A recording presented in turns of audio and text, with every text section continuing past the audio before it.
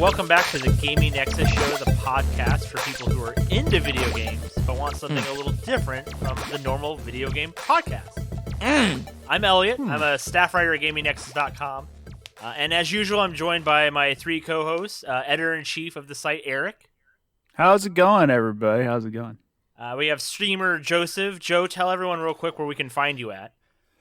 Games and more at the letter N and more on Twitch, Twitter, Facebook, and YouTube. Okay.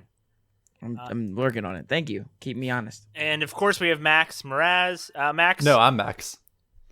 That's true. You can search for his game because he's a game developer. Ocean's Heart. It's on Steam. It's on GOG, right? Is there anywhere else that people can find it, or is that just basically like... Is there anywhere else people can find it? Not at the moment. Okay. So there you go. I was on everybody's on pins and needles. Pins and needles. Yep. Steam and GOG. And I've got itch games too. If you look for Max the Trillionator. You have itches? They are hard to scratch. There you go. Oh, bed bugs. Oh. Yeah. and the hair ones too. I used to work with this guy who had bed bugs, and he would come into work. Ooh. No, for real. Like, first he would come into work and he'd just like throw his coat anywhere, and everybody would be like, "Dude, like, hold on, not at a job that you were with the three of us at, right? Yeah. Like, No. Thank Different job. Was it the Wilson's leather? No, he's like scratching his neck, and he's like, the bed bugs were real bad last night. Buddy, sir. How is that not your first priority in your life? How is that not your number one priority to get rid of that? I used to have this woman who worked with me who had like lice so bad you could see him like crawling around in her hair. Is this at Wilson's? And she would this is at a different determined job. to find something wrong with Wilson's. Get deloused and then come back like a week later with more lice, and she'd just be like, "They're just in the house." This is fucking nope.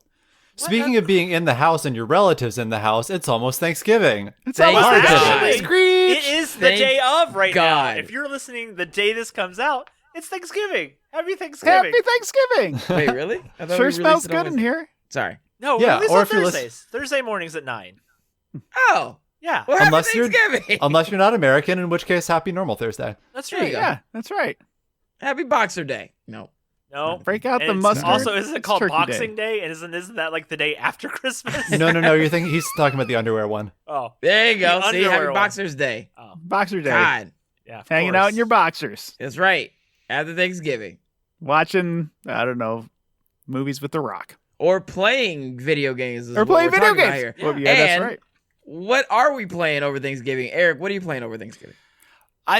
So I'm kind of like in between reviews right now. Like I almost feel like the big holiday push, all the holiday games are kind of out already. There might be like one or two big bangers still coming, but we're heading into that holiday lull. And so this is the time of the year where I like pick something old that I've been meaning to play and play through it. So I've got Assassin's Creed Origins, which is the one that takes place in Egypt.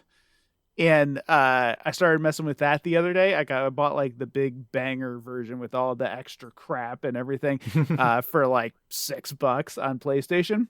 So that's awesome. I'm probably going to play that. I'm probably going to go back and do some more Skyrim Special Edition because I only played like 3 or 4 hours of that. And of course, there is Forza. And also, I've been messing with this game. Faye Legend? Faye Tactics, that's it. Faye Tactics. Yeah, I downloaded it from Xbox Game Pass just to check it out. And is it fantastic. It's like some old school Final Fantasy Tactics, Vandal Hearts style, like RPG, like 16-bit graphics. Mixed with a little bit, and you guys will like this, mixed with a little bit of Pokemon. Like you collect monsters and they start like building out your party. And then you can choose which ones you deploy, and everybody levels up. I saw your gameplay it's that like, you posted on the site, and I literally downloaded it because I was like, oh, this is exactly what I want. I want something just like this. So. Yeah, it's real cracky. Like you'll really fall into it. It was hard for me to work today, like, and do my day job and not just Faye Tactics all day long. It's just sitting there next to me, like calling at me. Faye Tactics. It's just like it's a video game with so many hooks. It does, yeah. It is. It's so many hooks, man. Like it just scratches that old school, like early PS1 tactics game itch. Nice. So that's what I'm going to be doing. I'm going to be sitting in my bedroom, ignoring my family, and playing Faye Tactics on my PC. That sounds wonderful. What a cool man! What a great dad! Good job, Dad. Sorry. What about you, Max? What do you got going on? So I'm finishing up Eastward right now. I think finishing up. I can't imagine. How do you it's that feel much about that longer. overall, without spoilers? Like, how do you feel so far with it? So far I'm really enjoying it. It is this absolutely gorgeous pixel art action adventure game. It's sort of like if you were playing an old JRPG like Earthbound or I haven't played many JRPGs. So it's like you're playing Earthbound, but they took out all the boring turn-based battles and just made it like Zelda-like battles instead, where you're smacking monsters with a frying pan and shooting them with a flamethrower. And they've got a cool mechanic where you switch back and forth between two characters really quickly. It's like this guy, it's got the sort of Last of Us vibe where you're this guy going through a post-apocalyptic world with a little girl and figuring out what her whole mystery is. And it's pretty charming. It's gorgeous. And I'm enjoying it. Very into the characters. It's one of those games that I was like on my list, right, on my radar, like really heavily. And then I started reading some reviews that were like, it's not a whole lot of gameplay. It's a lot of story and a lot of reading. And I was like, I kind of wanted more gameplay because I've heard the gameplay elements are really good. There's just like not a lot of it. Like there's a lot of story being told. Do you feel that way? My impression is all the dialogue and story is like 10 to 15% more than I want. It's like you'll go into an area and someone will basically say, hey, I'm a construction foreman. I need you to help me clear out the monsters at this construction site so I can finish the subway. But that'll last like a lot of exchanges, and all of the guys in his crew will have something fun and goofy to say, and there'll be lots of really bespoke animations as they're like kind of tottering around doing whatever. And it's cute, but I don't necessarily need as much of it as there is. Yeah. But it does eventually bring you around to endearing you to the characters, which is nice. Yeah. But yeah, I think it's not as it sort of feels like a Zelda game to play at first, but then it doesn't really go nearly as deep as that. It sort of stays up here at the surface level, which is fine. Because it really like makes up for all of his deficiencies with how pretty it is. Okay. I've been playing it just like my wife was trying to watch me play, but I was just like wandering back and forth along one street being like, oh, how did they get this lighting effect? Oh, whoa. Okay, so if you get the character's y-axis above this point, then this shader takes effect. It's like, I think it's a fully 3D thing going on that just looks pixel art. Anyway, very cool. So I'm hoping to finish that up and then go pick up Hitman 3 because I love the Hitman games. Hitman 3 is a banger. $19.99 at Target, GameStop, and everywhere else, I think. So, yeah, for you podcast listeners out there. Hitman 3 is the first Hitman that I actually played all the way through and then went back and started and did the missions again. Like the other ones, like I kind of beat them, but like I wanted to see the different ways I could do it. And it's so fantastic. It's really, really good. Mm-hmm. Yeah. Those games are great to just like keep on your back burner. I like to play games on like Saturday mornings if they're like big story games. But then if you just got like an hour sometime during the week, you can just do a mission and kill someone in a weird way you haven't before. Yeah, mild spoiler. If you get to the point and you start wondering, I wonder if I can kill this guy with this grape smasher. The answer is yes. Yes, you can kill that guy. You can kill that guy with that grape smasher. Nice. How about you, Joe? You doing anything special game-wise? Forza. Lots and lots of fucking Forza. I have played more Forza than I'd ever thought I believe I'd play. And they just keep throwing cars at me. And how many cars you got right now? I don't even know, but I just picked up a mystery machine for no reason at all. Because what you can do is you can buy certain like cars or whatever, and then you can go and see who custom made their version of the car, and someone made a mystery machine. So it's now I have so a fucking great mystery machine. I've got a Jurassic Park Jeep. Yeah! I've got a Jurassic Park Jeep. I got a Mini Cooper. that's decked out like a Toy Story, like it's got the Toy Story logo and it's in Toy Story colors. Like the custom cars are fantastic. Fantastic. They just do not give a shit about copyright stuff. Like because this is all user generated content, right? It is. So whatever you guys are doing out there, you are doing God's work. Thank you. Yeah. Certain cars, when you go to get them, it just brings up like, here's the 55 paint jobs that people have created. And then there are like some, of course, when you're going through the Jeeps, you're like, oh, that's a cool Jeep. Oh, that's a nice looking Jeep. Oh, look, that Jeep is shiny. It's the Jurassic Park Jeep. Fuck all these other Jeeps. That's exactly it. 99.9% of the people download the Jurassic Park Jeep. Yeah, man, it's super dope. And then for the 20th anniversary, Xbox just gave out this car. It's like, here's this free car, and it's this badass, highly ranked, green and black fucking beast. And I was just like, Jesus, this is it's amazing. Like it just shoves content at you over, like you drive like 5 miles and it's all like, hey, you want to do this race? And you're like, yep. Just go. And then you win 6 cars, and it's absolutely that's how fast paced it moves. And then if a driver like drives past you, you'd be like, you want to challenge this guy to a race? And you're like, yep. And you challenge the guy to a race and you win $250,000. You're like, it's that cool. Like, it's amazing. Have you done the Battle Royale yet? I have not because I've just been doing a whole bunch of side shit. It's pretty cool. So it's the typical, it's like a big map and it has the circle that slowly closes like you would expect. And it starts you in a VW and you just have to like stay within the circle. And if you avoid everybody, like cool in the gang, and then it drops other cars in, like gradually getting better, right? So you're kind of like racing the other people to the other cars, and if you get them, then you lose the VW and you get the next car, right? And then you get the next car. But if somebody finds you and like comes right alongside you, they can challenge you to a race, and then you have to race them, and if you lose, that's how you get bumped out. I've been meaning to ask, since you mentioned that last week or 2 weeks ago, that there was a Battle Royale mode, and I was like, oh, well, no, what? Yeah. I've never, like, I've driven a car. There's no It's obvious a very clever parallel here. take. It's a very clever take, That's because like awesome. somebody can just have a badass car, and you got like a level 2 like clunker, but you're like zipping along, and then they hit a tree, and you're just like, fuck yeah! Yeah. It's the thing. It's fantastic. It's very so fun. good. It's so good. Yeah. Forza is chef's kiss. Yeah. It's beautiful. What about you, Elliot? What do you got going on? Well, so I'm in between reviews too. I've actually haven't like reviewed anything in a week, which has been kind of a while for me. And I was looking at the list.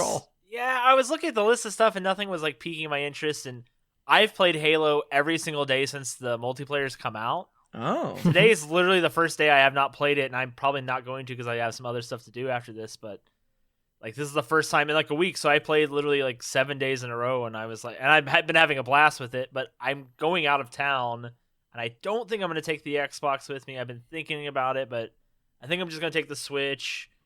So I have a couple of things that I was gifted recently that we're going to kind of see where it takes me. So we'll see if I'm drawn to anything.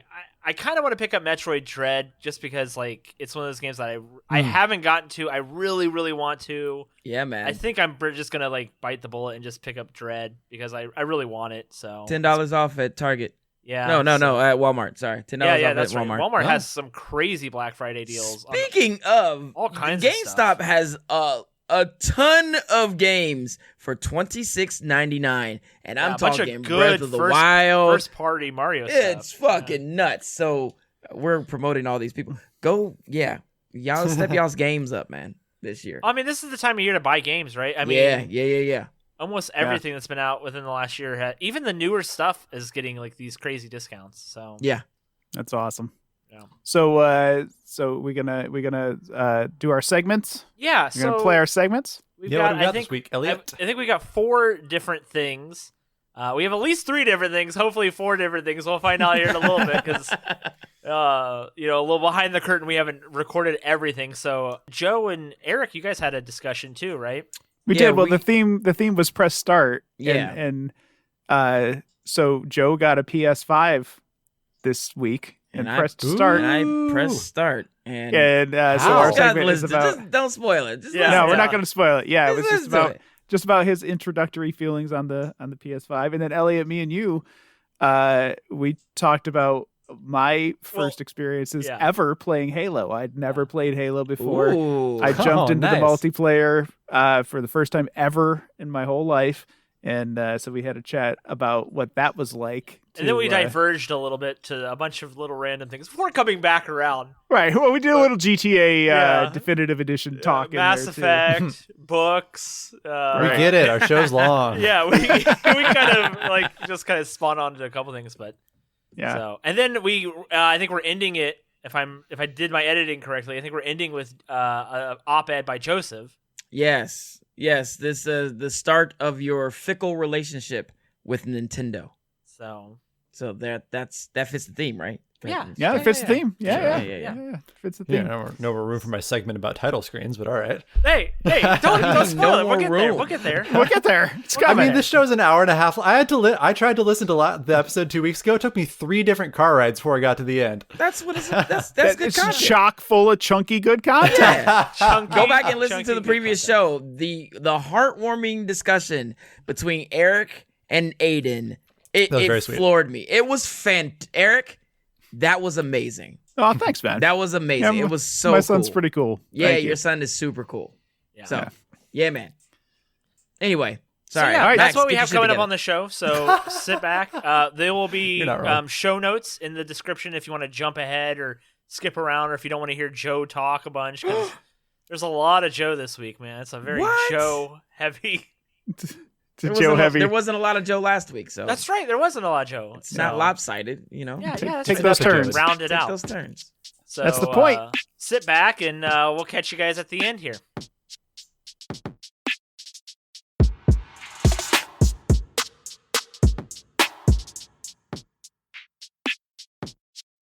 Music Matrix.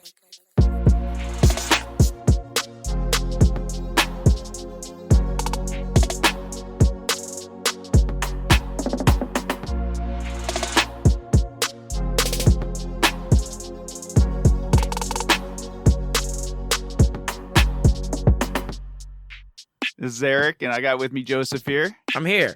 And so Joseph sent me a text this week, and it basically said, "Now I have one," and there was a picture of PS5. That's right. So my first question Yeah.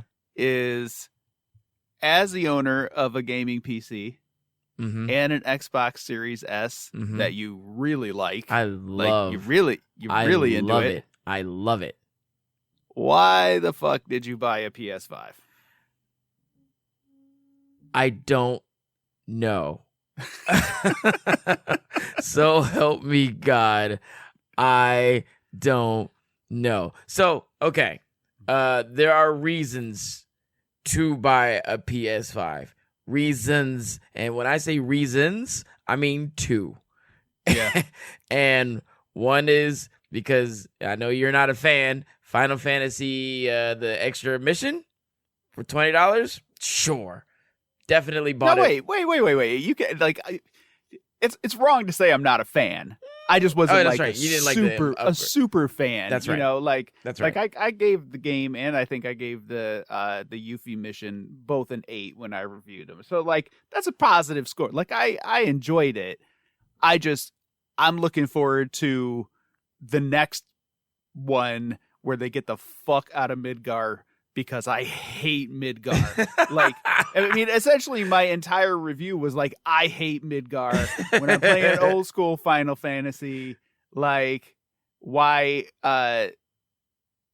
I have to spend so much time in Midgar? Get me out of here and like take the shackles off and let me be free. And so like having an entire 50-hour game of that Mhm. was too much. Like I was just like, end it, get on with the next one, get me out of here.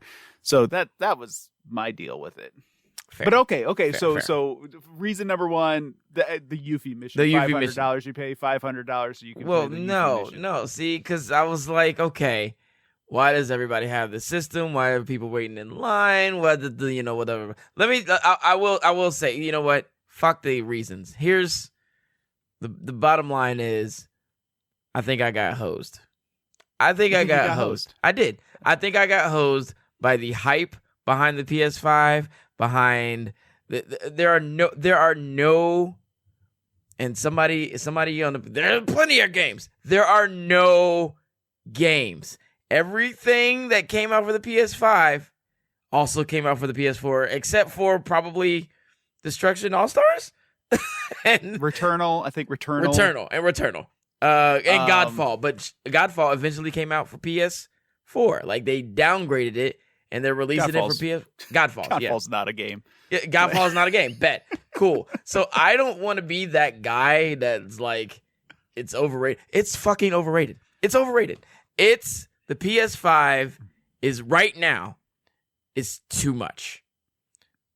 There are no games for it. There's no reason. Maybe I bought it to prove to myself that I was right the entire time. That I did not need a PS5.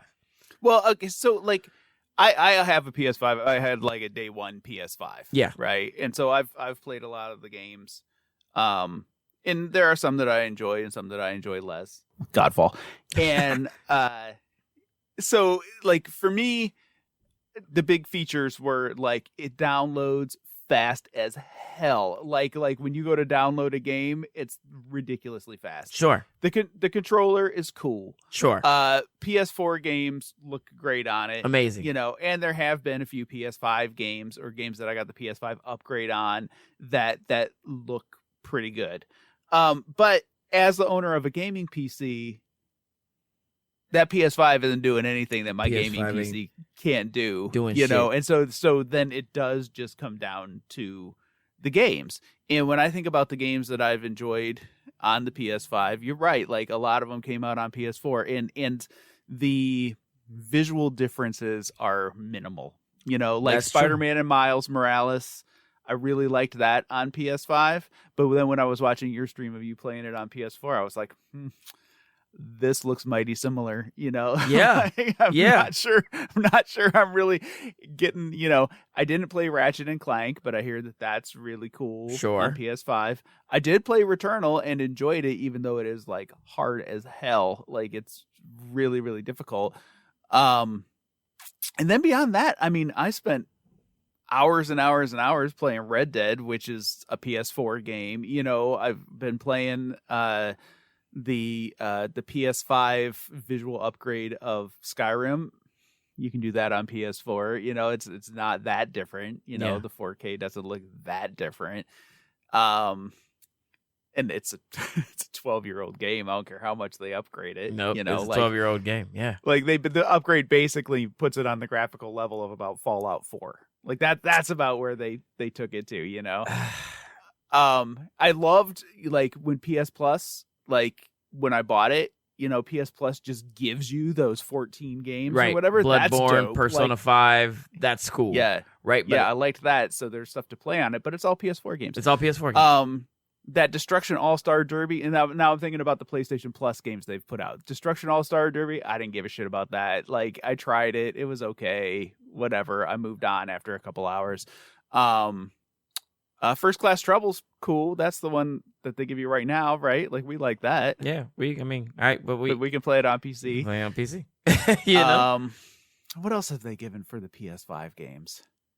Wasn't there a first-person shooter or something like that? There's like a World War II or World War I shooter that I didn't even download because that's just not my thing. Right. Yeah. I mean, honestly, like the best PS5 game I've played is Sackboy, man. I loved it. I loved Sackboy. It's really a good game. Like I really enjoyed it. And I can't stand any of those games. Like the big, what was it? Little Astro? You didn't? Oh no, Astro? I did play Astro. I'm playing Astro cool. now. Astro is cool, but not $500 cool. Like not sit and refresh my damn browser to wait in line to get kicked out of line to go back into the browser to tell me it's sold out. Cool. Like that's I think that's what it is. I think it's definitely it's not worth the trouble. If I could go into a store and pick up one after I had extensive time with somebody else's, I still wouldn't do it. I'm having, and I know You I have can. buyer's I have remorse. buyer's You got remorse. buyer's remorse. If I Yeah. know, if I could, I know right now that I could probably sell this bitch for $700, $800 upwards right now. Yeah. I could get on the fucking line and be like, look, I'm not liking this. Maybe in another year or so, but whatever. But I fucking have it now, right? Like all my shit's installed. And another thing, to have to upload my save file from within Final Fantasy VII to yeah. Did you get it to work? Because I never got it to work. Yeah, I honestly, like, my save file from my PS4 is just lost. Like, I had to start over again. Are you ready for this bullshit? So this is what I had to do. So I transferred all my stuff seamlessly from the PlayStation 4 to the PlayStation 5. I used the LAN cable, whatever, right? All that shit came over, right? Then I fired up Final Fantasy 7. I was like, I'm about to play some Final Fantasy 7 on the PS5. I'm so excited. And it was like, you don't have any save files. And I was like, So I went and looked for my data. There it is. There's my data. All my save files are in that shit. And I'm like, okay. And it was like, you must upload your save file from the PS4 version to the PS5 version. I said, okay. I deleted the PS4 version because I have a PS5 version. Yeah. To save space on the PS5. So I had to re-download the PS4 version. Right. I just had to do this. I did it with Marvel Avengers because I wanted to play the Black Panther stuff before Spider-Man came out. What the fuck? And it was the same process. And I was like, this fucking sucks. And I did it, but it was irritating. And then I like got halfway through the Black Panther and was like, yeah, I'm done with this game. Like, I just don't want to play this anyhow. So it was all a bunch of hassle for nothing. But yeah, that process, but that's a Square thing. Like, we can't really pin that on PlayStation. That's the way that Square. Oh, the Square did that? Yeah, Square did that. Yeah, those are both Square games, and so yeah, that's cool. I still had to do it with fucking Miles Morales. Yeah, and that was some bullshit too, because I immediately deleted the Miles Morales for PS4 because the upgrade was like, you could upgrade this to PS5. You bought it. When you bought the PS4 version, you got the PS5 version for free in case you got a PS5. I was like, bet. So I downloaded the PS5 version, uninstalled the PS4 version, same fucking thing. I had to re-download the PS4 version to get my save file uploaded to the server one at a time, mind you, because you have multiple save files because people do that. So you got to do that shit one at a time. So I was like, fuck it. I'll just do the new game plus bullshit. So I fucking uploaded that, deleted the PS4 version, went into the PS5 game, downloaded the save file to the PS5 game. And by then I was just like, fuck this PS5. That type of convenience mixed with the fact that I have to sit in line, refresh a browser or whatever, the fact that this motherfucker is $500, the fact that this motherfucker only comes with 825 gigs like free, and I think after all the system and shit, you get like 500. Like, it's just so much. It is a lot. Like, at this point, like, I don't know if I would recommend it to anybody. Like I enjoy my PS5 like for some of the convenient things, like the fast downloads and stuff like that. And there are some games on it that look fantastic.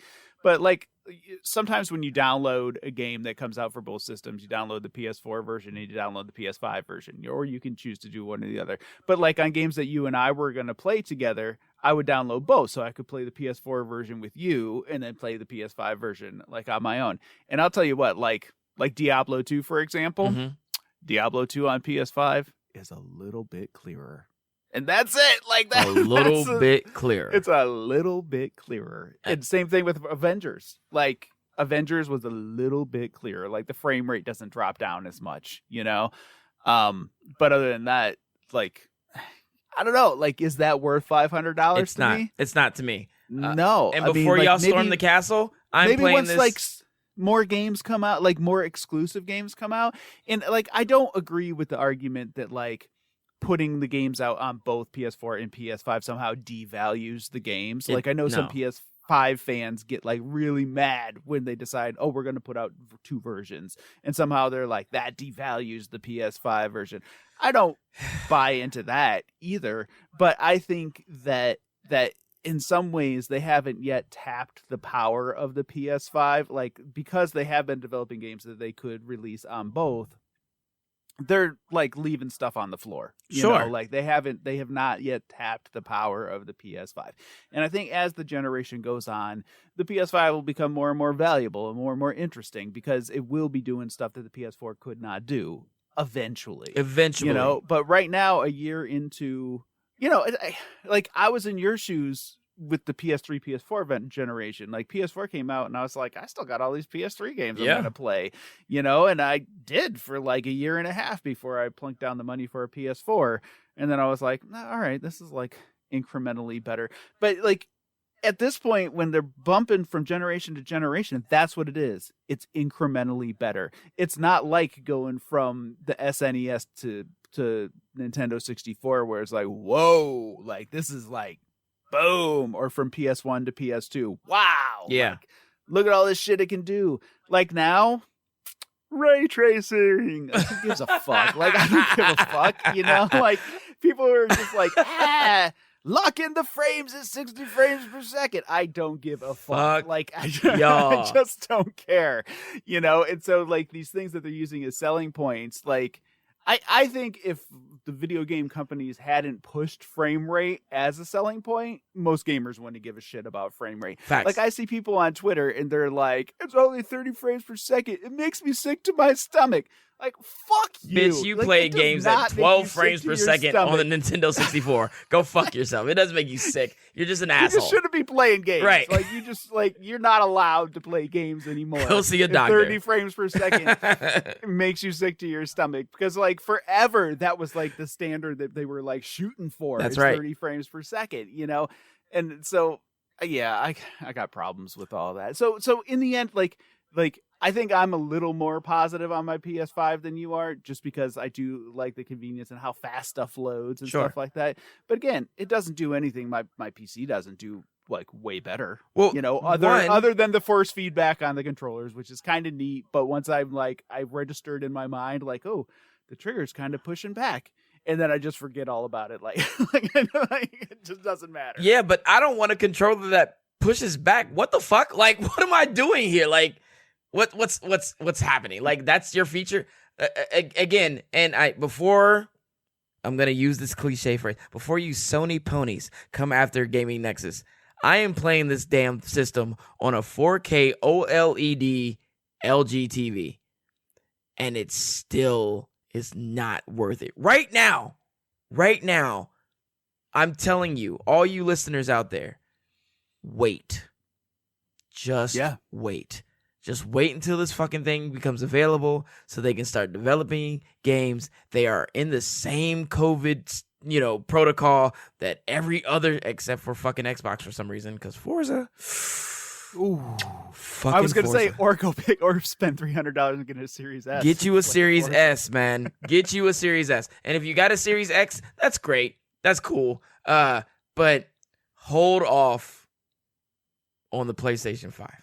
It certainly hasn't had a system seller yet. Like there's not been a game that's been like, oh shit, now I got to jump in. Right. You know, like it just hasn't happened. And in this generation, like I know that the PlayStation 5 is outselling the Xbox or whatever, but realistically, they're both selling out completely everything they have built. Right. Like you can't keep them on shelves, either one of them. So, like that is meaningless to say one is outselling the other, because like they're both selling out 100% of their stock. But realistically, like until that system seller hits, you might as well just stick with your trusty old PS4, unless it's falling apart or dying or something. And what's it going to be? What's that system seller going to be? It's not going to be Ragnarok, because that's coming out for the PS4. It's not going to be Horizon Zero Dawn Forbidden West or whatever the fuck that game is. It's coming out for PS4. All these games that are coming out in 2022 are coming out for PS4. So yeah. Well, I mean, I think part of that is economics too. Yeah. Like they're going to sell so many PS4 copies. Like why do a PS5 exclusive? Like Returnal is Returnal like literally the only one? It's I swear to I swear There's a tab somewhere that says Google PS5 exclusives, will you? Okay. Okay. Just real quick so we can at least get a breakdown. Because okay, PS5. Oh, Demon Souls. Right. Puke. Who cares? Okay. I googled PS5 exclusives and a thing came up that said, "Are there PS5 exclusives?" Okay. Wow. Upcoming PS5 exclusives. Forspoken. God of War. Cool. That does look cool, although there's already rumors about it coming out on PC. What was the second one? God of War Ragnarok. Gran Turismo 7. PS5 exclusive? Yeah. Is it? Oh, but it's also on PS4. Okay, so there you go. Yeah. Let me look. Let's see. The Wolverine doesn't say if it's That'll coming out be for PS4. The Marvel Spider-Man 2. That'll be dope. Knights of Old Republic is a timed exclusive. Okay, so here are your PS5 exclusives. Astro's Playroom, Demon Souls, Destruction All-Stars, Death Stranding the Director's Cut, Deathloop. Okay. Oh, yeah. Okay. Yeah. Okay. For at least a timed one. It's already and people really dig that game. I didn't play it yet, but people really seem to like it. It's already $30 if you guys want to pick that up. Final Fantasy Remake Integrate. Godfall, also available. Nope, that doesn't count. Ratchet and Clank and Doesn't Returnal. count. Yeah, the Ratchet and Clank came out on PS4 too, right? No, it did not. It's the only. It did not. It Really? did not. It's only on PS5. It's only on PS5. Okay. So like, people really liked that too. Like that, Yeah. and both that and Returnal are strong games. But are they system sellers? they're That's not. the bottom line. I'm Are they not system going to the sellers? store and going, man, I can't wait to play Ratchet and Clank Rift Apart on my $600 wait in line, refresh my browser, fucking PS5. Yeah. It's just I just can't justify it. And I've been a gamer. We've been gamers for years. We've played the fucking Dreamcast. Like, we've played every generation of video game. And I will say for the very first time, and I'm like you, I was a late adopter on the PS4. So I will say for the very first time that I have buyer's remorse for a video game system. And that's crazy. It happens. That's crazy. It happens, to me. man. It's this big piece of fucking plastic sitting. I can't even lay straight without a stand because it's fucking weirdly made. I didn't know that shit. I had mine upside down for like 9 months. I had no idea. I went to put a disc in it, and I was like, why is it spitting this disc back out?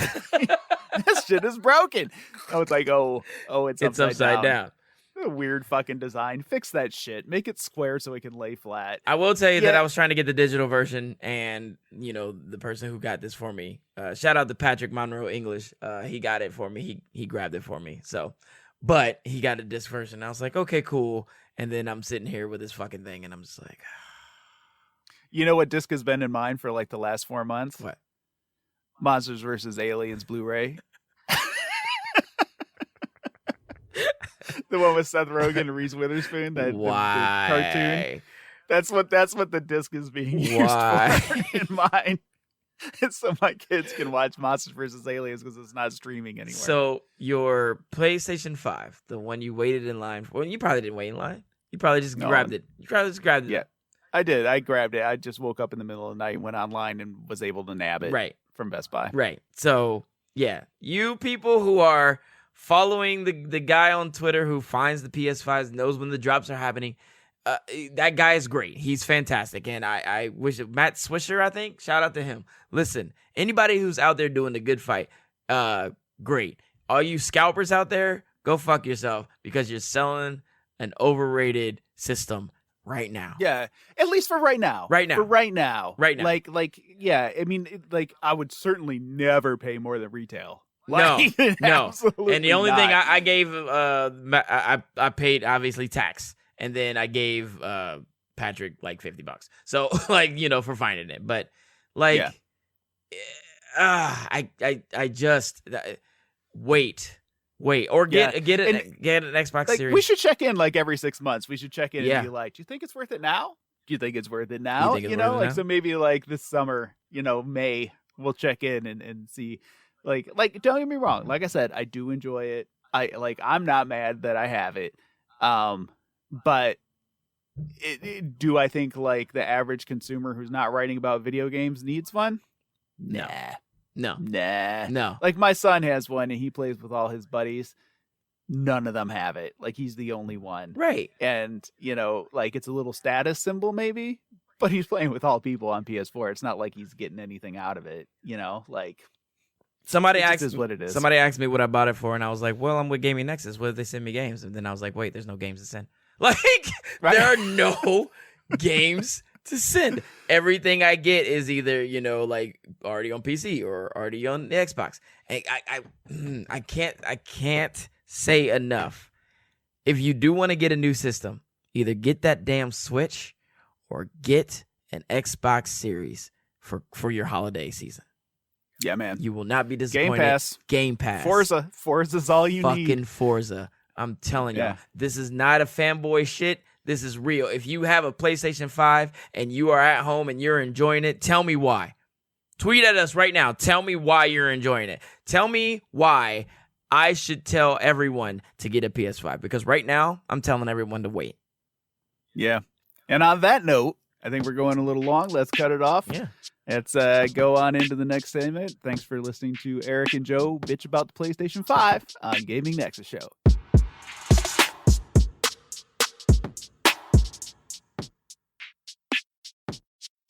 Music maker.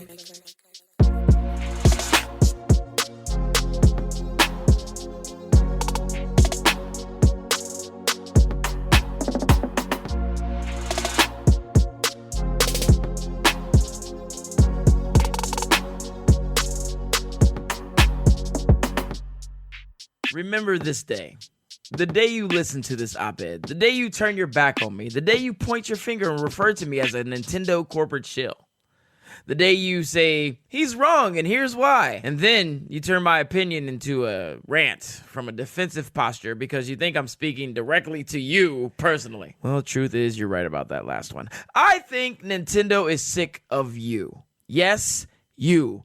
The quote-unquote fans, all of you, the general you, and let me tell you why. See, Nintendo's a company. Of course, as a company, Nintendo's number one goal is to make money. And so, rightly, every decision Nintendo makes is aimed squarely at that goal. The preservation of growth in Nintendo as an organization. And yet, over the years, the Nintendo fan community has seemed to love nothing more than complaining about Nintendo. I mean, complaining to friends, complaining in magazines, complaining online, and maybe, just maybe, some of those complaints would carry a bit of weight if consumers in general had any sort of loyalty to Nintendo. But no, the company, for all its successes, have mostly been taking swings in the dark because half the time, gamers reject what they are being offered. Let's take a walk through your fickle relationship with Nintendo. We gotta go back to 1983. This was soon after the Atari ET debacle. Do your research. Nintendo had single-handedly saved the video game industry with the Famicom, Nintendo Entertainment System, and now the company holds 90% of the market share. Nintendo never bragged about that. They just mind their business, quietly swimming around in their vaults of gold coins. Flash forward to 1989, and here comes Sega with their Sega Mega Drive and Sega Genesis. Not you, Master System, you barely count. And they get Joe Montana and Evander Holyfield to do a Sega commercial screaming, What Nintendo? Nintendo doesn't budge. They just quietly released the Super Nintendo in 1990 with the tagline, Now you're playing with power, superpower. instead of Nintendo is what Genesis isn't. And yes, I made that up. The Super Nintendo becomes one of the most popular consoles of all time. In 1996, Nintendo turns up the heat. The Nintendo 64 is released.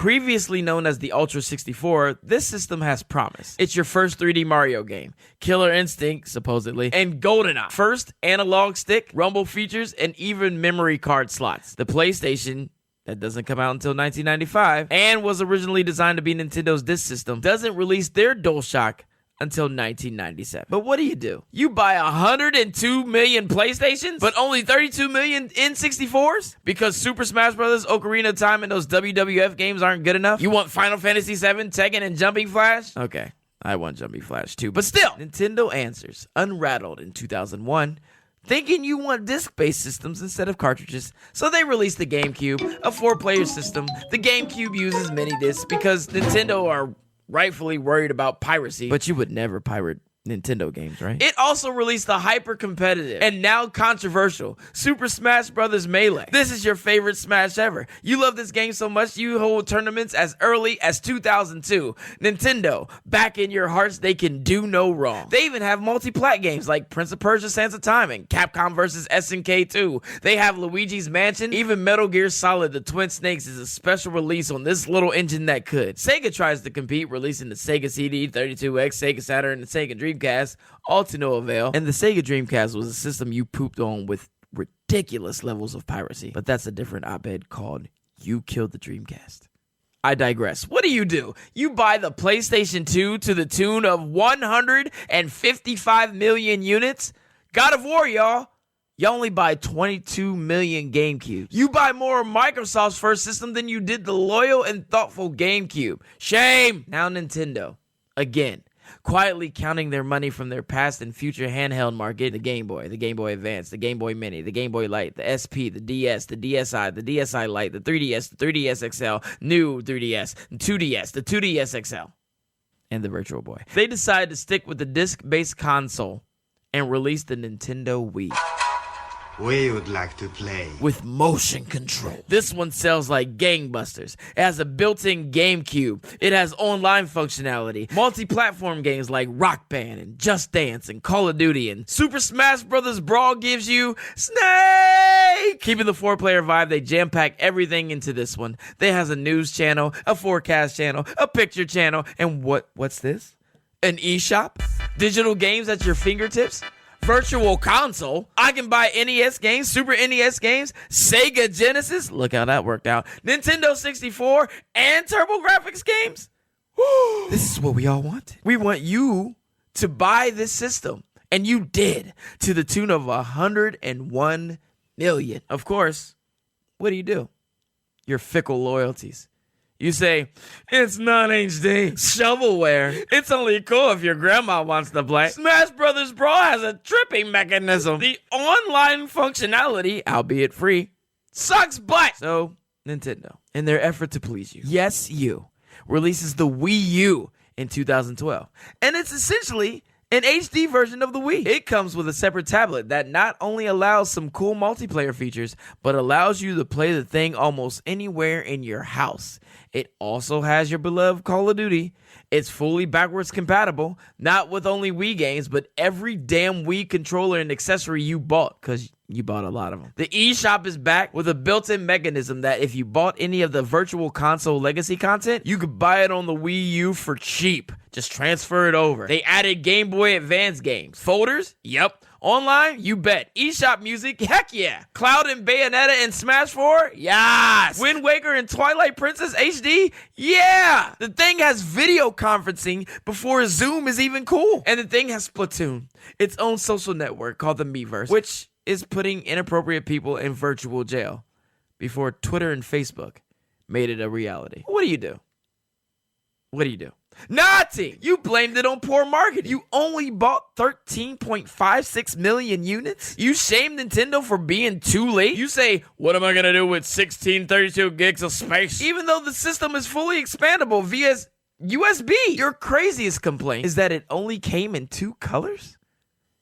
The fuck? Finally, Nintendo starts talking about their next console. They codename it the NX. You, the dreamers, the leakers, and the Twitters, start a frenzy. You grab any info that you can get, real or not, and you reshare, retweet, you make up your own theories, you become content creators, you make multiple videos because your rumors are destined to be true. Then, on October 20th, 2016, Nintendo gives you the first look at the new hybrid system, the Nintendo Switch. Legend of Zelda Breath of the Wild appears on an HD screen at 30 frames per second, but you don't give a shit because you lose your collective mind when the presenter pulls the Switch out the dock and continues his gaming seamlessly. You see NBA 2K and 4 players playing at a park and you can't contain yourself. You see Skyrim and King Boo in Mario Kart 8. But wait a second, King Boo isn't in Mario Kart 8, so you go nuts because Mario Kart 9? Then you see a Super Mario game and you go berserk. And you make fun of Karen, who slid the controllers off her system and played with her friends on the rooftop. You salivate over what could possibly happen next. And then next comes in the form of Splatoon 2 with an esports reveal. And you know that Nintendo has finally done it. They took the dominant handheld market, sprinkled some Wii U magic, and handed you a cartridge-based Nintendo Switch for the low price of $299.99 MSRP. Nintendo releases Super Smash Bros. Ultimate in 2018. They give you every single character in Smash Bros. History. Then they give you characters you've been wishing for since Smash 4, like King K. Rool, Ridley, Banjo-Kazooie. They give you Sora. Sora's in the game. Multi-platform games, Mario Kart 8 Deluxe, Super Mario Odyssey. You can take the damn thing anywhere. 2 players right out the box. You have the option to buy a Pro controller if the Joy-Con, plural, is too small for your hands, because that's Nintendo's fault somehow. They let you play online until September 18th, 2019. Then they introduced Nintendo Switch Online for $20 a year, allowing you to have multiplayer online, like all other consoles are doing to you, cloud-based saves on games you can't cheat on, and giving you a Netflix-esque service for the Nintendo Entertainment System and eventually Super Nintendo games. Game trials, Tetris 99, which is Tetris against 98 other people. There's no social network. There are no themes. There's no eShop music. And still, this monster 1080p, 60 frames per second little beast, they just sold another 773,000 Switches at the time of this recording. I'm sure they're at 90 million. But this article wouldn't be without your spirited opinions. I mean, let's count them down. It's only 30 frames per second undocked, which is false. It's a 720p screen. Yeah. I got big hands. Like, we get it already. Waluigi! You have 89 fucking characters. Where's my achievements, Nintendo? Are you serious? There's some terrible NES Super Nintendo games. The eShop is in shambles. Okay, that one's legit. Joy-Con drift. Oh, okay, that one's legit too. But they introduced a program to fix this for free. The online still sucks. Okay, at this point, stop playing online and go outside. Not to mention that the usual rumor mills and leakers for sure think that a Nintendo Switch Pro was coming. And we all know who was wrong on that one. They said, we have no plans to release a Nintendo Switch Pro. And you guys are like, this ain't the first time Nintendo pulled that. I have yet to find the other time Nintendo pulled that. The latest and greatest complaint is how you think the Nintendo Switch Online expansion pack is too expensive at $4 a month for the Nintendo 64 games, you know, the system that you didn't buy, and the Sega Genesis games. Again, look how that worked out. Plus, Animal Crossing paid downloadable content, all rolled into that little price. And now you're complaining about how a game from 1996 looks on your 4K TV? Word? I could go on about how you think Nintendo should release their games third party or to PC so you don't have to emulate or pirate them. The fuck? I could talk about how you constantly say Nintendo keeps pulling their crap because people keep buying it. But as history in this article shows, the Nintendo, the Super Nintendo, the Wii, and the Switch were all successful. The Nintendo 64 and the GameCube and the Wii U and the Virtual Boy were not by mostly your standards. The common denominator through the years, through all its ups and downs, is your endless complaints. The constant pounding drum of bitter Twitter comments and screaming YouTube videos. Perhaps it's time to realize that you're too much. Nintendo can't please you. And if that's the case, stop buying their products. I mean, you've done it before.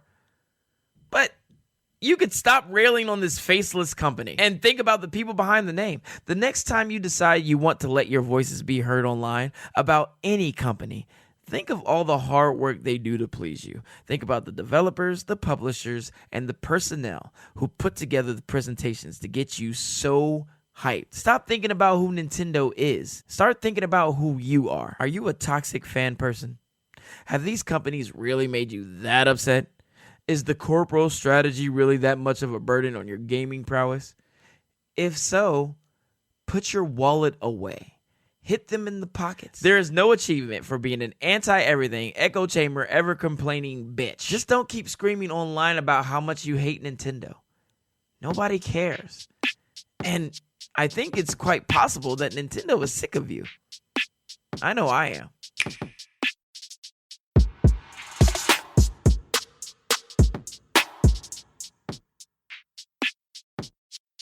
Music Matrix.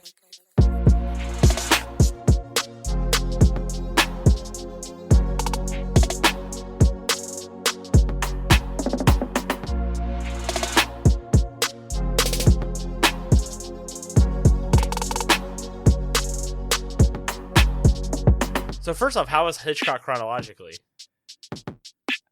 Hitchcock chronologically is always fun. It's a blast, It is. man. Jeff's such a good dude to like hang out with. Yeah, like I find myself just getting into the conversation with him and then just forgetting that we're recording and podcasting because the show is so much fun and you know, like he's an interesting guy. Yeah. And, for sure. It's a cool topic. Yeah. And I think so too. I know. I always say it, and I like I said, I'm a huge advocate of that podcast. Hitchcock chronologically. Both of us have been on it. I've been on it multiple times. Tessa's been on it. My wife's been on it a couple of times too. So. Yeah. So for those that don't know, Jeff is the host of Hitchcock chronologically, and he went through. There are actually 52 Alfred Hitchcock films. And he went through chronologically and watched them all one a week over the course of a year. So he's just wrapping it up. Yeah. I've been on Rear Window, Vertigo, and now this last one is Frenzy, which is the second to last Hitchcock film. Yeah. And it's been a blast, man. And it's got me to watch movies that I haven't watched before. I'm the same way. I actually, my last one I was on with him, Topaz, was god awful, and that's all I'll say. Oh, horrible! It was horrible. So, I believe it. Yeah. Anyway, it's been fun, but we're not really here to talk about our friends' podcast. We're kind of here to talk about Halo. Halo. Yeah, we're talking about Halo. And my complete lack of knowledge of Halo. Yeah. So I think let's kind of start with like our history with Halo, which yours is like 0, right? Is it just a game? Is it just a franchise you've ignored? Yeah. Okay. So. I was thinking about it, and I wrote an article about like trying Halo for the very first time the other day, and I said that I had never picked up a controller before, and I thought through it, and I realized that no, actually, yes, I did. One time, I was visiting my sister and her husband in Tampa, and they had an Xbox, and I was always a PlayStation guy. Okay. And he had a copy of Halo, and I was hungover one afternoon, and so I popped it in, and I ran around the campaign for about 30 minutes. Oh, which is literally nothing. Halo 1, 30 minutes. Wow. That's the extent of my experience with Halo. And then, you know, like I did, like everybody else, I pivoted from PlayStation over to the 360 for that generation, you know, until I got sick of the Red Ring of Death, and then I pivoted back to PlayStation.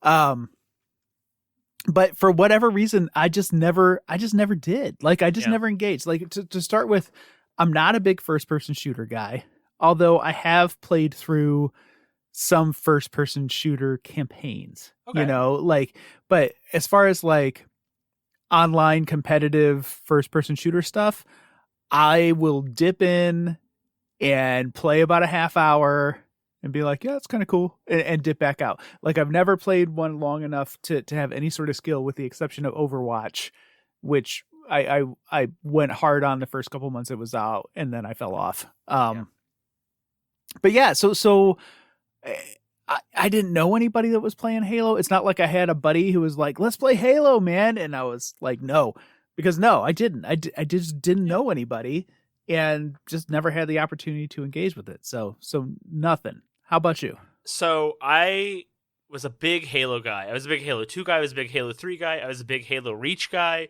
Halo ODST, Halo Wars. Like, I got an Xbox, an original Xbox, and I didn't get it. It wasn't a day one Xbox. And Halo wasn't the first Xbox game that I bought, but it was probably my second or third Xbox game that I bought. I mean, my dad used to bring home his projector from work so that we could hook up the Xbox and play Halo on the wall, right? And then I would invite 15 other friends over, and we would have these giant, 16-person LAN parties. Oh, You know? oh, you're one of those. I mean, so yeah. I was a freshman in high school when the Xbox came out.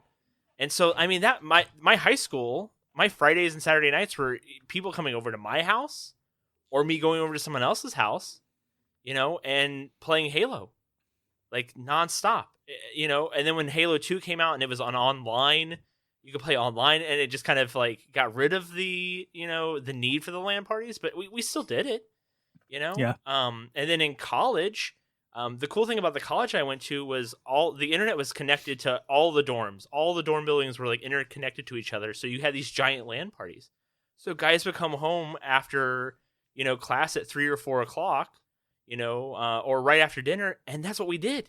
Everybody on campus got on their Xbox and all we did was play Halo, right? For years, I did that all throughout college. So, I dipped off after the 360 era because I went to PlayStation. I typically kind of go every other. If I don't get both consoles, I typically go every other. So last generation, I was a PlayStation guy. This generation, I got an Xbox first. I'm going to get a PlayStation 5, but I just haven't gotten there yet. So I'm kind of in an every other one. But Halo to me was a staple. It was a huge staple of my high school and college years. So let me ask you this: when you pick up a controller now to play Halo, is it just instant recognition, muscle memory? Like, oh yeah, here I am, I'm home, I got this. I cannot tell you the warm, fuzzy feeling that I got on Monday when I got home from work because I downloaded Halo from at work on my phone, right, to have it downloaded on my Xbox. I cannot tell you how excited I was. That screen loads up, and I know we kind of talked with Max and Joe about those startup screens, but that Halo music plays that. And I'm not doing it justice, obviously, but that was perfect. It's that feeling. It's that warm, fuzzy feeling of like, oh my God, I'm home. Like I just remembered it. The buttons are there. It came right back to me. I can't. Right. I go to bed at 10 o'clock every night. It's just what I've done for like the last year and a half. It's just one of those things. I got home and I didn't do anything besides play Halo. And I looked at my watch and I was like, shit. It's 9:45. I gotta go to bed in like a half hour. I gotta get my shit ready for tomorrow. That's all I did on Monday night. It's all I did on Tuesday night. It's been a blast. I have had an absolute blast. It feels just like old Halo to me. I have some quips, some things that aren't gelling right now for me. But man, it is so cool. It's exactly what I wanted it to be. It's exactly what I wanted. Are you still in contact with any of your Halo buddies? So, funny story. My roommate in college was a very, very good friend of mine. He introduced me to his stepbrother, who played games. And he was actually like one of my groomsmen at my wedding. Like that's how we met, through playing games like that. So stuff like that. I have a couple of guys like that I've kept in contact with. Like my friend Brody, we still like talk constantly. He lives in Cincinnati. We live in Columbus. But like if I'm driving through Cincinnati to visit like my parents, we stop and see Brody. Like that's. Are you from Cincinnati? No. I went to college in Indiana, and so like that's kind of like how we met. So no, I've lived in Columbus since like I was in 4th grade. So I okay. You said going to Cincinnati to visit your parents. Well, I go through. Oh, they live in Indiana, but we go through Cincy. Okay. So it's like stopping to see Brody because it's like the halfway point. So it's. But so yeah, right. I have some really good friends that I've met. My best friend, I've probably met him, I guess 20, 25 times in person now. I guess so. Maybe once or twice a year, every now and again. But I mean, the vast majority of our friendship is online. You know? So. Yeah. So obviously, we have very different experiences with this, and so, the theme of our podcast this week is press start, right? Press start. Those 2 words, press start. And so I downloaded Halo. I've downloaded Halo onto my PC. The new free to play multiplayer. I don't know. Is this a beta? Like, I don't even know. It's considered beta until the 9th. My understanding is because 9th is when the campaign releases, and I'm guessing they'll have a pretty big patch for the multiplayer, if I had to guess. Yeah, and honestly, I'm like I said before, I'm way more interested in the campaign. Like, I like shooter campaigns, I like just like I enjoy any other good storytelling in video games.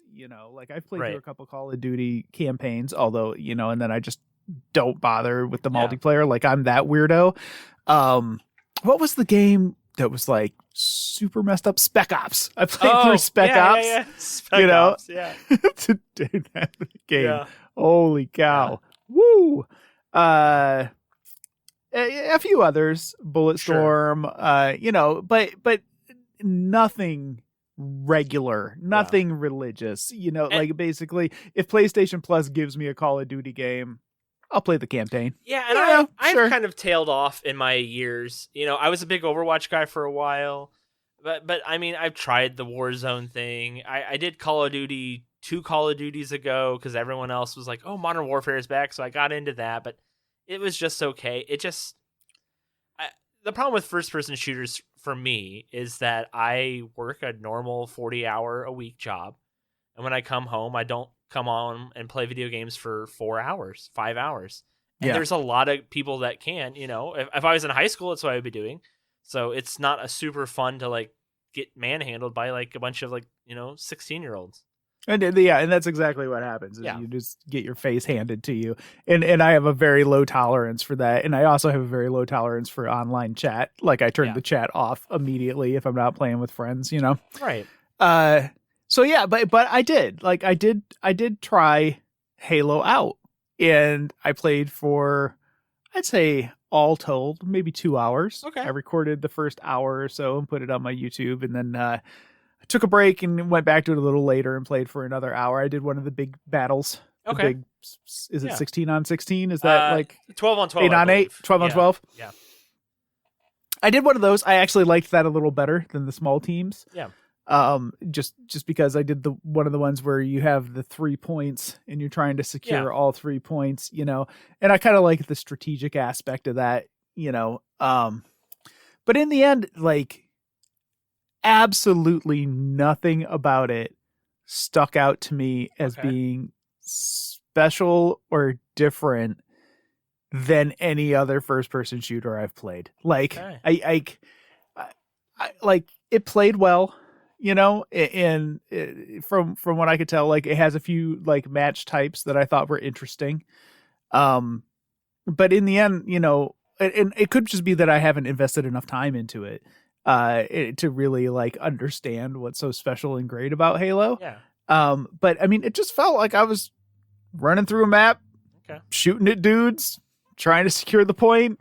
Like I've done in like a million other games, and so I don't have a feel for what that magic is. Yeah. And so now it's up to you to enlighten me. Tell me like what makes this special, because like, honestly, dude can jump, dude can shoot, dude can run. Who cares? Like, so why is this interesting? For me, the thing that I found really surprising, like I said, I don't play a lot of first-person shooters because I'm not very good at them. But I'm good at Halo. Like, I'm like a well above average with Halo. In the big team battles, like if you play the way that the game is intended, like with the plots, if you're capping or capturing the flag or planting the flag or, returning the flag, if you play to whatever, the game tells you to play, I've been extremely successful. And the first night I played with Jeff and a friend of his, Jason, and we had an absolute blast. When I was playing with the two of them, we had some random guy, and we just kept winning again and again and again. And I think it was the big communication thing. It just sends me back to that time of playing with my roommate at 3 a.m. on a Tuesday, knowing full well I'm not going to go to my 10 o'clock class. It just puts me back in that spot. I'm just like I'm just entranced. I'm entranced back into this, and the way it feels is really good to me. Everything about it, it's just the weapons feel just like they did before. The plasma pistol works just like it did before. The stickies work the same way. All of the vehicles are the same thing. They're a little different, bigger or smaller, but it's still there. And I'm sure if I was not playing back in high school and in college, I probably wouldn't feel the same way. So you feel like probably nostalgia plays a big part in it. And it also sounds like just knowing what the hell is going on, like knowing what those weapons are, knowing how the vehicles work, plays a big part. I think it does, but also I think this is a really well made game. I think it's well above polished for a first person shooter that's out. I think I think there's some problems with the communication level. I've had a lot of problems like trying to talk to other people with like just the voices. That my headset's not working. I thought it was my headset. I got a new headset. It's not my new headset. It's that. I've tried it on the computer. I've tried it on the Xbox. Still kind of the same issues. I think the battle pass is a little wonky. It sounds like 343 Industries knows it's a little wonky because they've already like implemented changes to it. So yeah, it's not without issues, but I think it's just a really well polished, well made game for the most part, and I think that's a big part of it. Right? It doesn't feel like Grand Theft Auto. It doesn't feel like that. Not to throw daggers, but can we pivot for just a second and talk about that for a second? Because what the fuck? Dude, watching the videos, watching the TikToks of people showing their gameplay is amazing to me with that. It's so crazy. But reading about like the company that's doing the remakes, because this isn't their first GTA remake. That company mostly makes mobile games. So that is what it is. But like they're like notoriously bad at the remakes they've made. So like I really want to fire up because I have it. I'm reviewing it, and obviously, I've seen a lot of the issues. Like dumb stuff, like just like people floating 2 feet off the ground. You walk into the restaurant to order your pizza, and people are like sitting on the tables instead of on the benches. Just dumb weirdness. But like it's so out of place in a Rockstar game because you just never see that in a Rockstar game. Yeah. Like Rockstar games are known, those games were first published on disc. So it's not like they could patch them. And so they had to be perfect going out the door. And they were, you just rarely ran into stuff like that. And I really I have all of those games still on disc for my PS2, and I still have my PS2, and I need this weekend to fire it up and just start those games and look at what the visuals really look like, because like I'm looking at these characters and I know that my memory is fuzzy and I've played some of the more modern GTA games, but I don't remember these people looking like melted candles the way they do. Yeah. Like they just look like somebody took a blow dryer to like they're like they watched Indiana Jones. They opened the Ark. Like they look insane. Like the characters look insane. And outside of the bugs, just the fact that they look so crazy is utterly distracting. Like, and it's way worse in Vice City. I've been playing Vice City and San Andreas the most. I just have no need to go back to the first one. I'm going to kick the tires for the review, but I'm not going to. But like, the character models in Vice City, it's hard to play it because it's so distracting. Like I posted a video of the first time I was running around and the game immediately broke. Like I couldn't figure it out in the moment, but I was just like, what do I do next? What am I supposed to do next? I don't know. And so I just started running around the city. But in reality, what was supposed to happen was the next mission icon should have appeared and I should have been able to go to it, but it just never did. Like the next mission icon never showed up. And so right out of the gate, 4 missions into the game, I'm done. You're done. Like it's just broken. Right? So I got to start all over again. But like the characters themselves are so hideous. And like in my video, like there was a point where I was just like walking down the street, just looking at how all the different characters were walking. It's like, why are they walking? Well, like that's this? the stuff that people have been posting in our Slack channel has been really amusing to like watch. It's yeah. It's stunning, and it's all the more stunning because Rockstar, like Red Dead Redemption 2, like GTA 5, like it, and GTA 5 was running on a PS3, fantastic, You got these old ass PS2 games running on a PS5, and they're skipping frames like It's a mother. crazy. Like it's just like herky jerky Rudolph the Red-Nosed Reindeer Bumbles bounce shit going on. Like they're just like and it's crazy. It's absolutely and I crazy. know the developer of the remakes is like eating it up. He's like, he commented about how like he loves that everyone's talking about this game.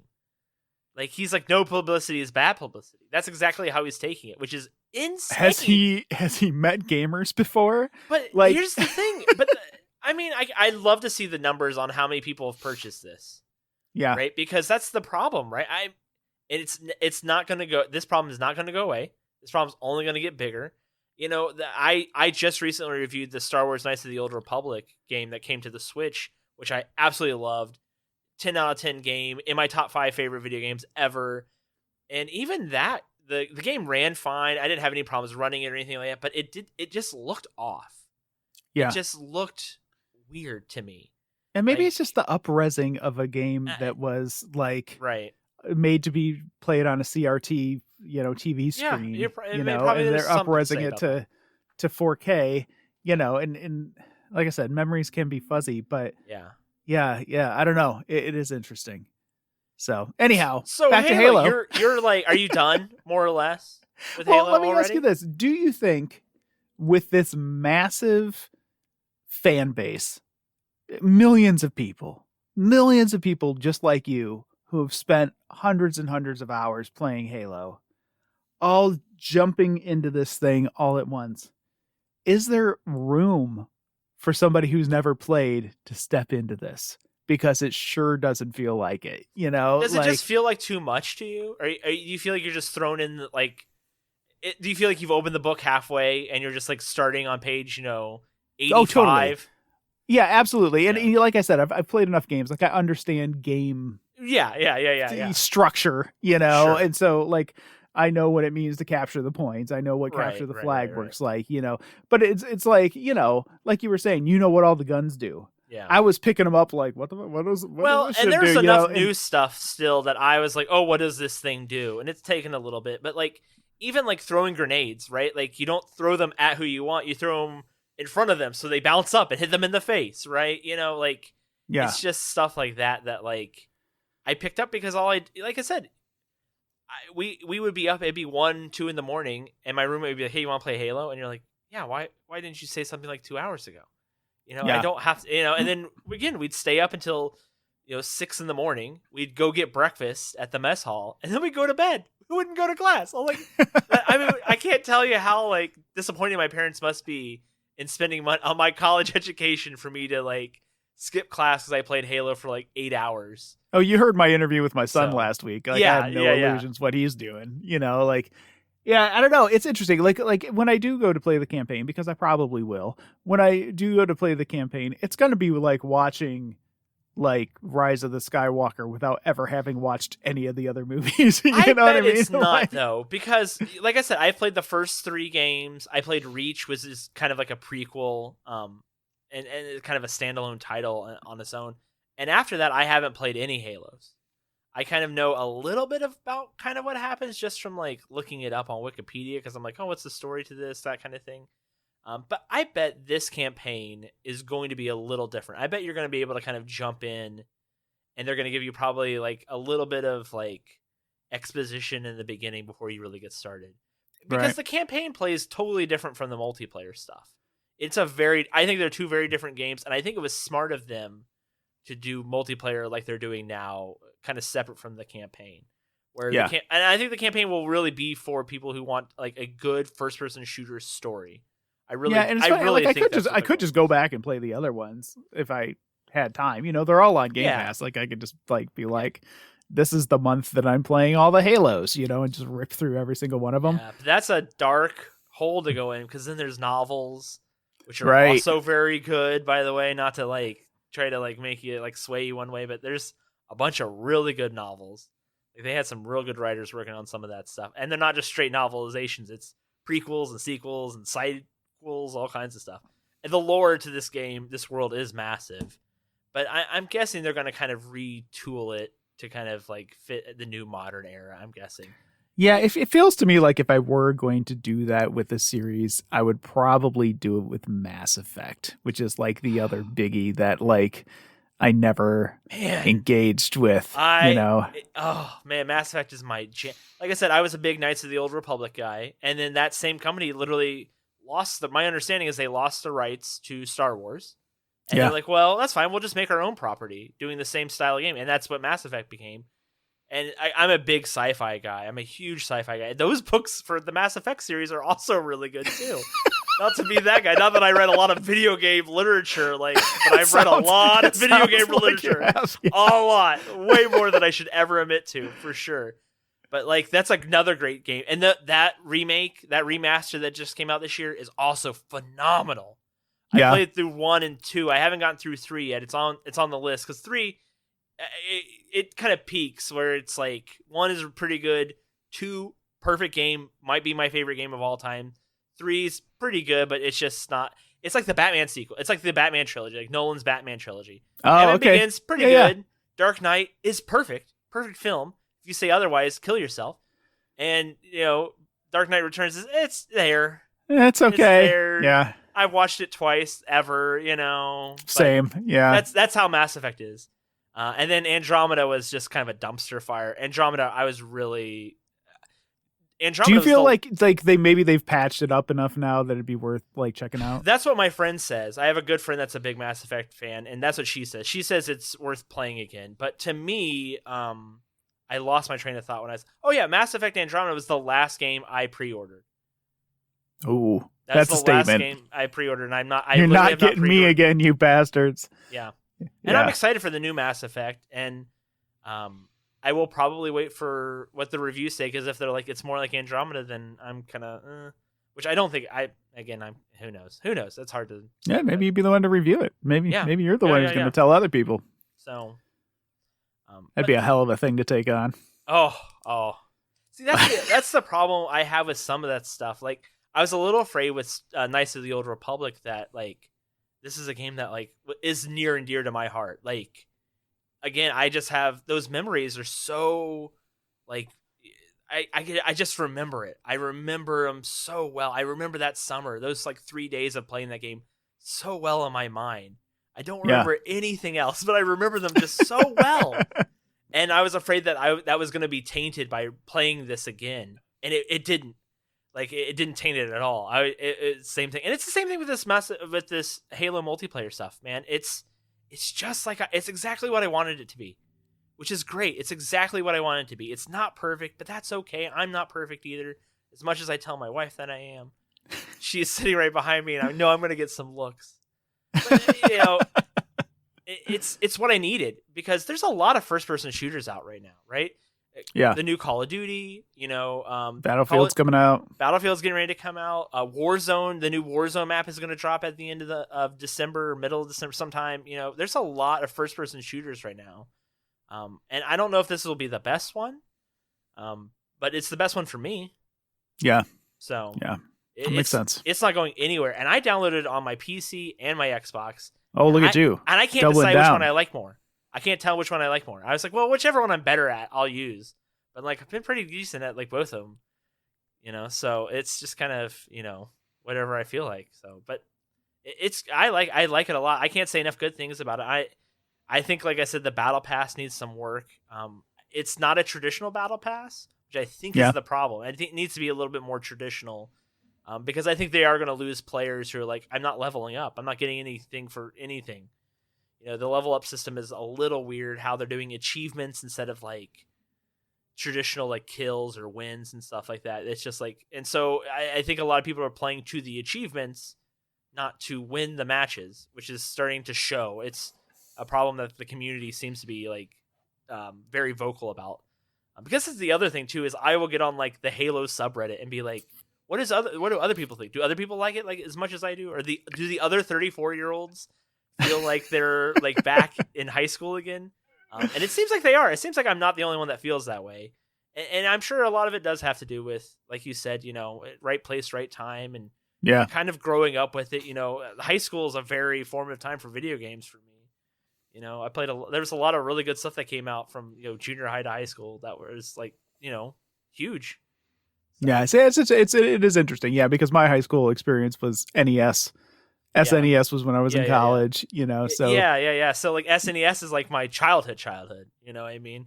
Yeah, like there was no online until I was, you know, a drunk 25-year-old. See, I also wonder what like somebody like Aiden would think of Halo, because I'm guessing he was not a big Halo kid at all. He was not. No, You know, he was so not. I wonder what that crowd kind of thinks of it. Yeah, it'd be interesting to sit him down in front of him, and maybe next time he comes home, I'll leave it on my PC for a while. Like you said, I do think I'm done. I don't think I'm going to go back to it. I just have too much other stuff to play. But yeah, I'll leave it on my PC, and it'd be interesting. I'll let him play it and report back. Yeah. So. Yeah.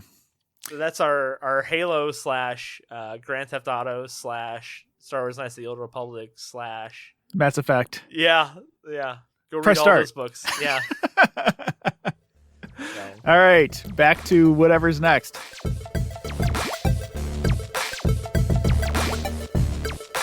All right, so hopefully you guys enjoyed most of that. Again, I know it was kind of a Joe-heavy episode. But, we'll focus on Max next time. We'll make it a Max-heavy. Max-heavy episode. That's what the people want. Gaining All right, weight, Elliot. gaining mass, becoming a black hole. Max heavy. Max Heavy. Elliot, spin that wheel, baby. Yeah, I'm spinning it. All right. So... Oh, I see the reflection in your glasses. What's the topic for next week? Oh, that's right. Oh. It's coming up all Eric. Ooh. All right, Eric, what's our topic? Trucks. Trucks. Yes. Trucks. All right. That's the only thing that was coming to mind. The other thing was snakes. So we can do a trucks and snakes segment. Trucks or snakes, or trucks and snakes. Snake trucks. Great. So, Elliot, think of like how easy it is for you to write titles for these episodes now. Next was episode, unprepared. trucks Oh, question yeah. mark, snakes question mark. Yes. Done. Again, thank you for listening. As always, we appreciate it. Come back in 2 weeks where we'll be talking about trucks And or snakes. on the Gaming Nexus Show. So, again, everyone's information will be in the show notes. If you want to follow any of the four of us or Nolan, all his stuff will be up on there, so you can kind of see all the other stuff we do. Oh God, this will be Bobby, will be a short one next shout week. out to Bobby Harris who said he loves the new format. I don't think you're gonna love it anymore. Truck. I'm just kidding. It's gonna be great. That truck is gonna be great. We're gonna fucking bring it. Max, bring it. Bring some truck shit. Yeah. Heavy trucks, heavy snakes. Yeah. All right, we'll see you next week or a couple weeks. We'll see you 2 weeks. Bye. Bye, y'all. Happy Bye. Thanksgiving.